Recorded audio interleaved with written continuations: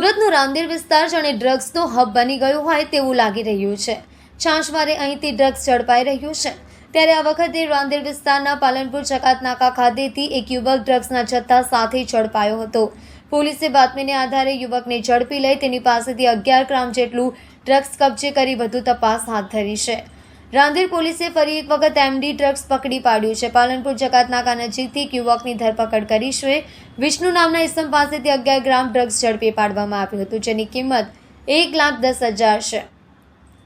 પોલીસે પ્રતિબંધિત એમડી કબજે કર્યું છે। સુરત પોલીસ નો ડ્રગ્સ એન્ડ સુરત સિટી અભિયાન અંતર્ગત ડ્રગ્સ વેચનાર અને લાવનાર પેડલરો સામે આખરી કાર્યવાહી કરી રહી છે। ત્યારે રાંદેર પોલીસે યુવકની ધરપકડ કરી વધુ તપાસ શરૂ કરી છે। આ યુવક ઘરેથી ડ્રગ્સ વેચતો હોવાની માહિતી સામે આવી હતી, જેથી હાલ યુવકને ઝડપી લઈ કાયદેસરની કાર્યવાહી હાથ ધરવામાં આવી છે।